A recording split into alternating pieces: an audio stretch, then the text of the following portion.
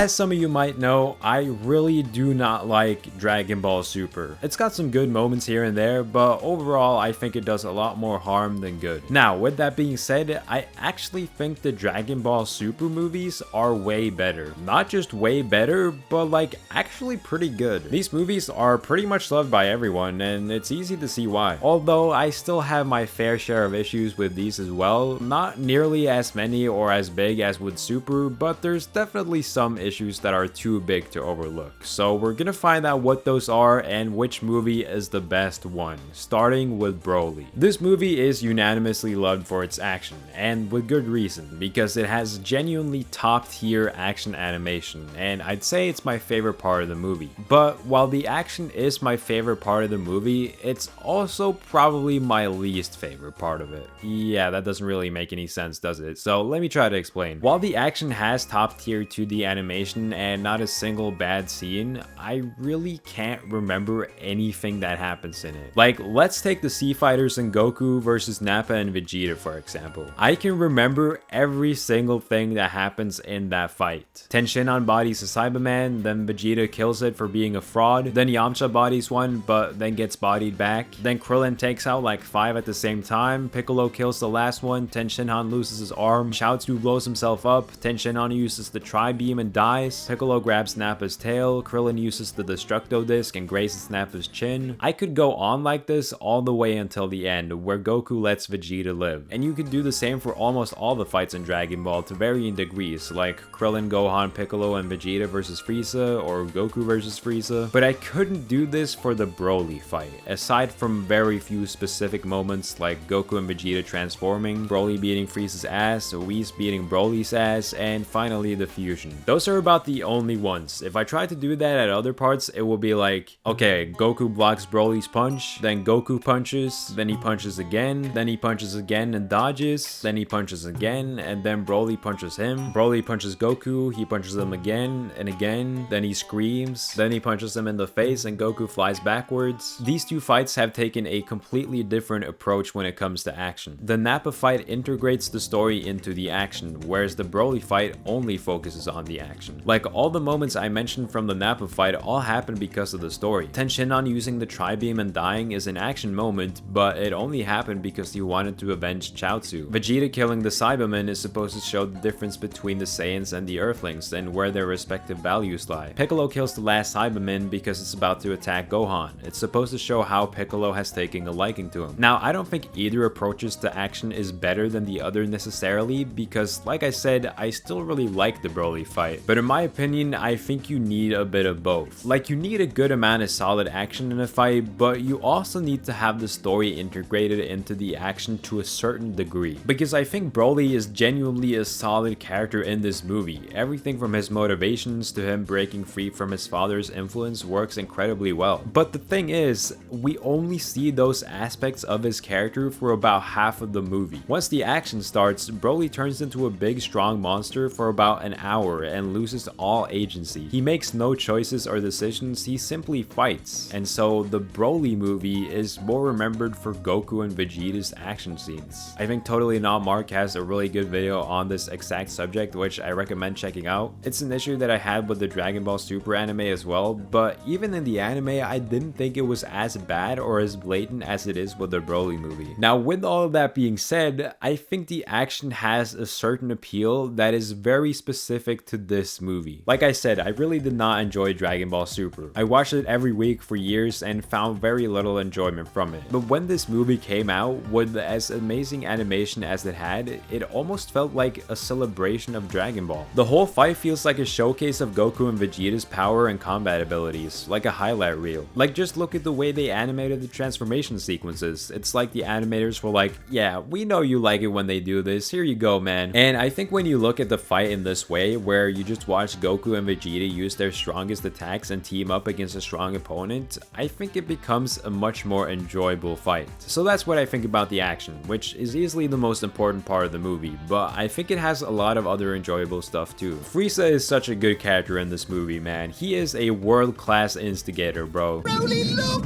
The music fucking slaps.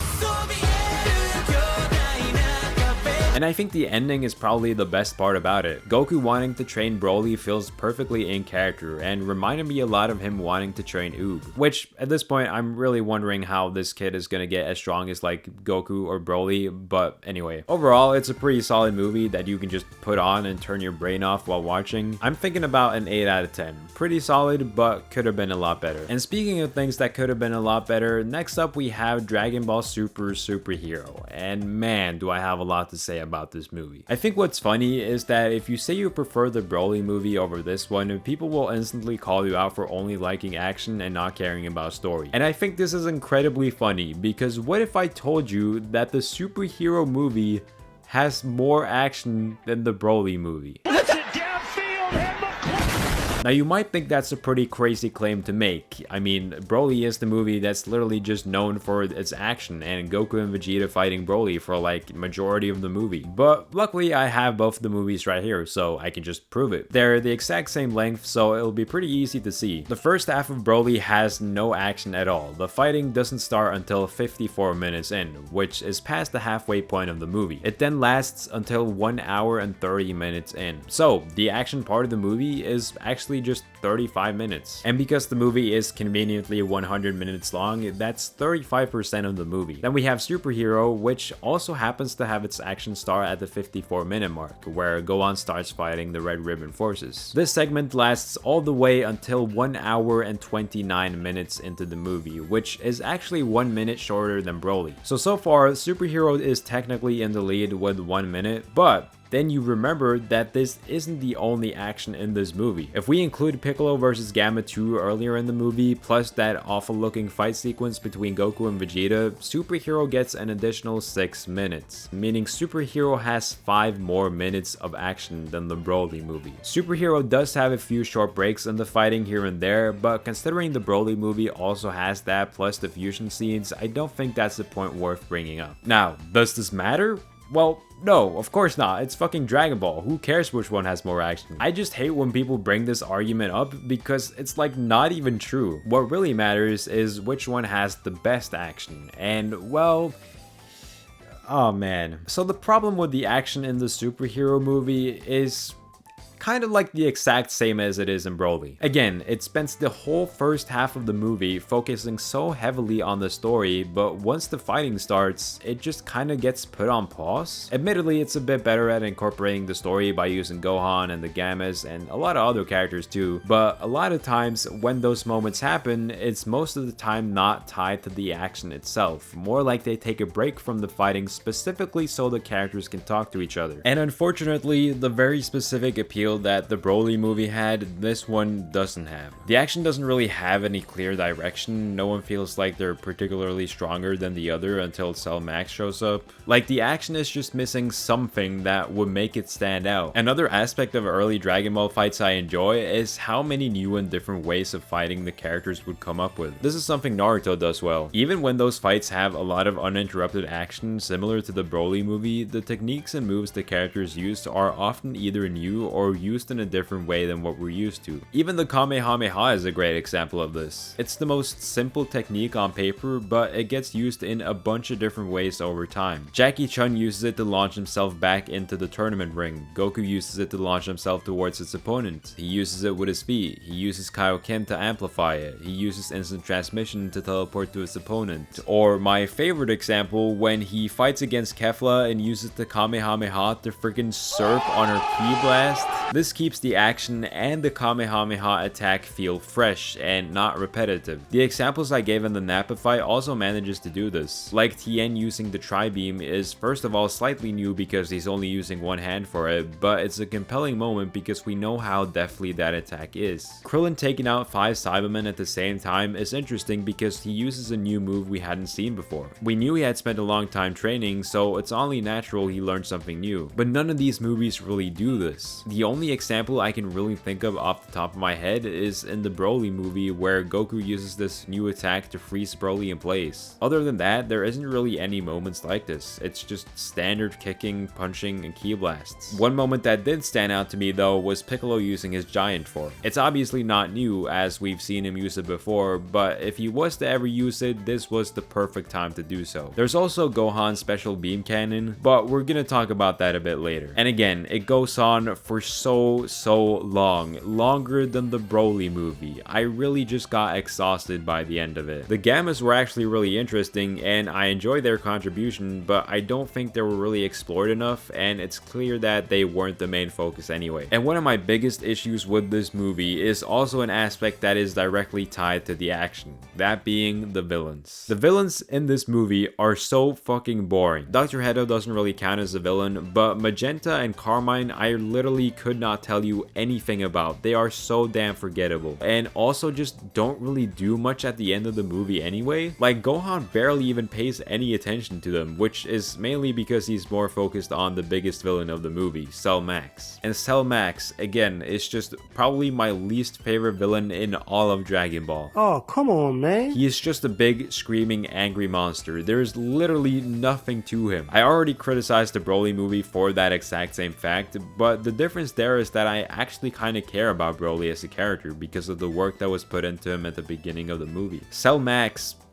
isn't really a character. Again, he's just a force of nature. I suppose I kind of like it being Second Form Cell, as it's supposed to be a ghost from Gohan's past coming back to haunt him. Second Form Cell obviously being the form that killed his dad Goku. But I don't know, man. Gohan only saw Cell in that form for like a few seconds. Then he got like really fat and that was it. Like, I don't think Gohan really has a good enough connection to that form to justify Cell Max having no personality. This again really makes the action uninteresting because I don't even care about who they're fighting. Like I said, the Gammas were way more interesting to see fight. I would have much preferred that. My favorite part of the movie as a whole is by far the part that was probably the most removed from the action, which is Pan. Pan is, I think, the one thing in this movie that works perfectly. Her finally learning how to fly at the end of the movie after having tried to do so since the beginning was incredibly rewarding and a great full circle moment. Gohan has been so busy with work and studies that he has missed parts of Pan's upbringing, but right here, because he is here with her, he gets to see her grow up right in front of his eyes. I genuinely couldn't think of a better way to end this movie off. I also love Pan's attitude and personality. She's kind of sassy and whiny, but she's also so young and adorable that she gets away with it, unlike in GT. And I love that she has a genuine want to get stronger. She wants to learn the Ki Blast. She wants to learn how to fly and be strong. It's awesome to see her be more like Goku in that sense, and it really adds to the themes of the movie. Although this scene right here was the funniest shit I have ever seen. I laughed a bit too hard when I first saw this. Seeing Piccolo act like her uncle, I also thought was amazing. He is another part of this movie that I think was handled really well.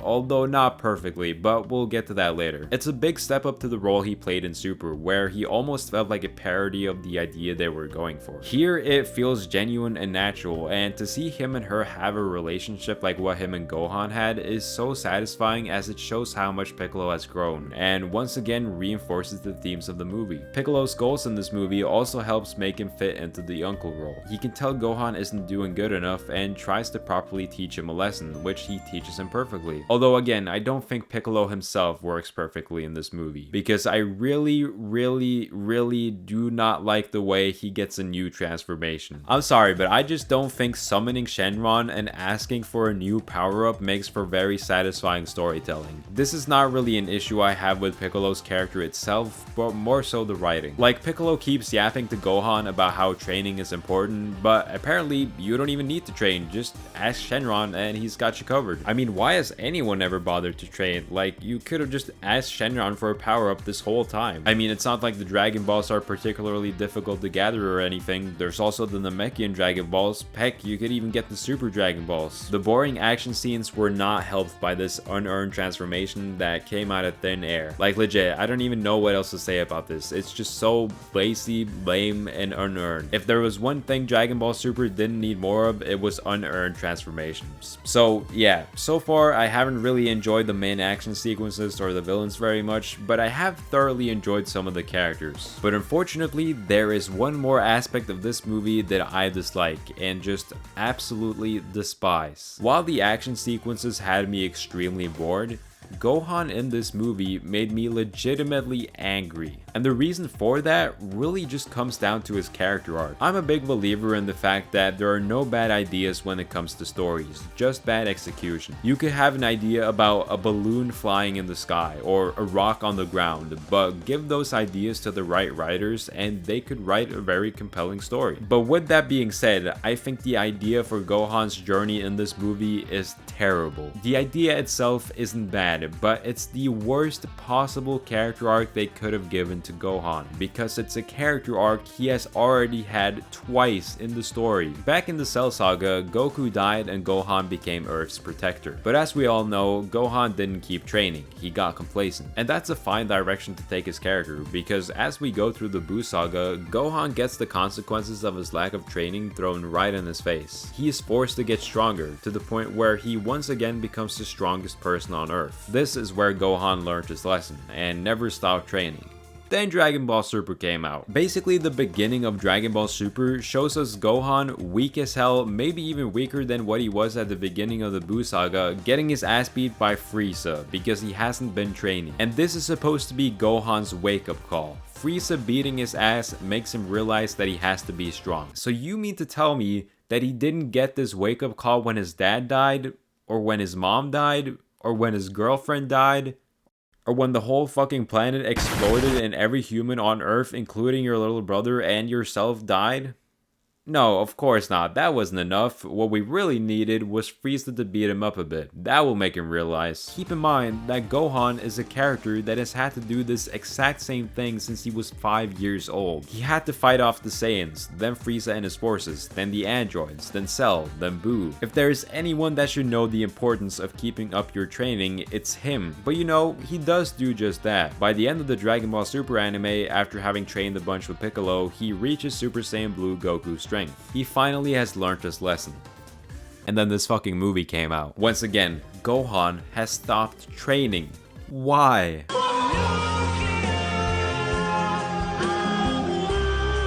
Why did we do this? I feel like an insane person watching this movie. This is a Dragon Ball Super movie that was created to fix an issue the writers themselves created in the Dragon Ball Super anime that they fixed and then broke immediately. It was a terrible idea of an arc for Gohan to undergo in the first place, but they made him go through this journey twice. This is the third time Gohan learns how he has a responsibility to stay strong. But no guys, trust us, this time he's actually learned his lesson. It's for real this time. I can't wait for the Dragon Ball Super anime to return and finally see Gohan realize that he needs to be strong to protect those he cares about and unlocks his inner demon Gohan form. And you can't tell me it's unfair to bring up the Super anime, because this is a direct follow-up to Dragon Ball Super. It's called the Dragon Ball Super Superhero. It doesn't get more super than that. This was apparently the writer's grand plan for Gohan, and I absolutely hate it. Now, I already said how I didn't like Piccolo's new transformation. So what did I think about Gohan's new transformation? Well, to be honest with you, I